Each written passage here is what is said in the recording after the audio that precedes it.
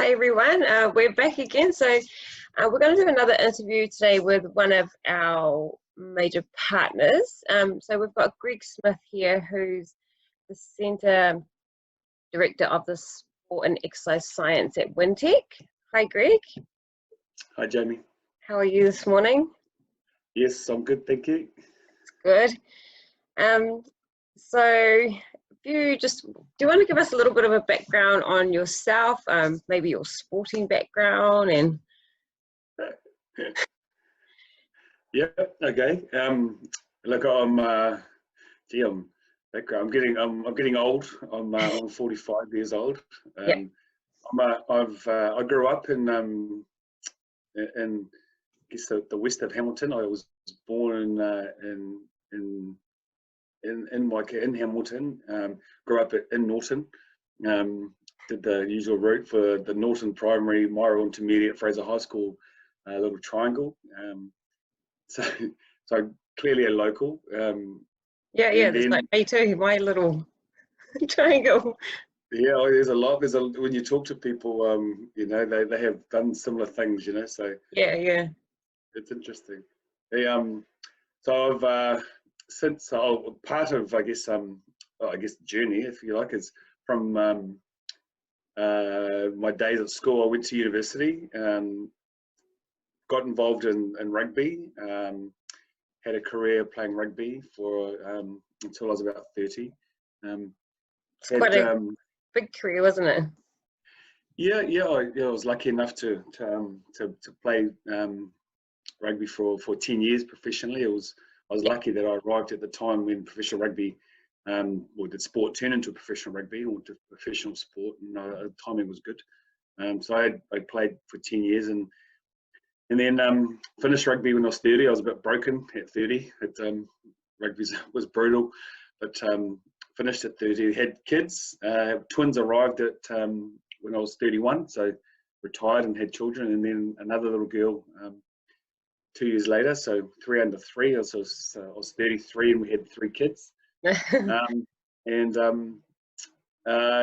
After rugby was a journey of a mixture of sport and education. So I did more study and got involved in various with the Chiefs again in a role in high performance sport New Zealand in a role supporting athletes off the field, and then coached, pursued a coaching career, and I was doing that for a while until I realised that I needed to go home and actually be at home with my 3 girls and be their coach Yeah. So I've been at Wintec and trying to bring since then. So and now I'm 45, and it's all happened in a hurry. Well, you've had a good good sporting life then, so it's good. And then with the girls now, so with our partnership, what does that entail? Like our Netball and Wintec kind of like partnership that we've got.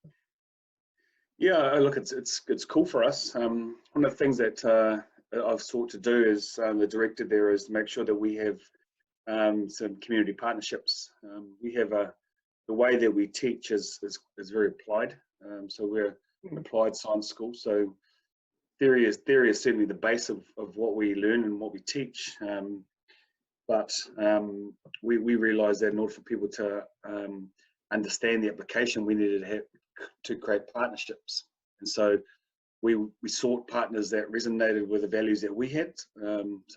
We foresaw that Hamilton City Netball Centre had those values. You're community based. You reach the whole community. Yeah. Central to a lot of people's lives. You're there to make a difference to young people.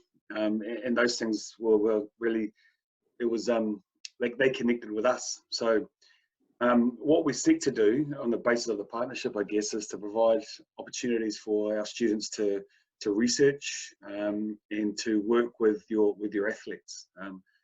Within the learning that they have, they're required to complete a certain number of hours, depending on what stage they are in their education journey. And I guess what we've done is, with you guys, is embedded the practical hours within your programs and allowed them to actually get on the ground with the real people and real athletes and practice what they're learning in a practical setting. Awesome, yeah. So this year, with all this crazy kind of, with the virus and the lockdown and everything like that, because normally we have a few research programs going with our rep teams and things like that. How do you think it's gonna? We might just have to hold off for this year, or I guess we just go with the flow, or. Yeah, I guess look, it's interesting. I guess we'll work off the back of what the sports decide, because we're involved with a number of schools and sports as well. So if the seasons are adjusted and sport still goes on, I guess there's still opportunity to create some activity. The announcement of the government coming up on the 20th will sort of determine what a lockdown level 3 or level 3 or 2 will look like, and what can be turned on. So it's all a little bit uncertain at the moment. I guess it's dependent on what the government allows us to do, but I don't think I think there's a greater need to get moving and exercise and get out there and be a community now. So the opportunities are known. I guess we're going to have to sort of to move as the pieces move around us. We have to move with them. Yeah, I guess that's good. Sports people kind of know how to do that. If you get injured, you've got to move around that. You've got to change your lifestyle to adapt to a lot of things. So who's in your bubble at the moment, and what are you guys doing to keep active or healthy? And I've got we got 6 people in our bubble. My partner Stephanie, she and her son Moya are here, and my 3 daughters, Ella, Mia, and Neve, they're here. So we've got 4 kids and 2 adults. So it's the vibe has been different all the way along. So when initially when the lockdown started, I was the principal of Nahanapuri 368 Old School Road Primary School. So I waved a stick, and we had a schedule, and we had a whiteboard, and everyone assembled at 8:45, and off we went for school, and we all had learning activities, and PE was part of the day, and all those sorts of good things, and we made lunch together, and all those, and then school holidays kicked in, and the kids convinced me that it's Dad, it's school holidays. So you're not the teenagers in the house slept until 11. That was and life slowed down a wee bit. Over Easter, there's lots of Easter eggs and bits and pieces, but they're sort of back into school as of yesterday. That is sometimes decorated. Zuri just turned on. Zuri wants to jump in on the conversation. But they're active kids too. So we were my big girls rode, and they were gutted that the lockdown stopped them going to Māori, because they were on track to go to Māori. So they couldn't. So there's a bit of sulking there. But we've got an erg at home, so there's a fair bit of rowing that's going on. Nice. And activity every day. It's a must. And as one of my big girls, Ella, has realised that if rep netball does turn back on, and school netball turns on, she needs to get ready. So we've been out there being the coach every day. So we've had little drills. We've been looking for drills and doing little drills, and I'm the netball coach out here. And so we're doing our thing every day to get her ready, and as a rower, you don't use your feet. Yeah, that's true.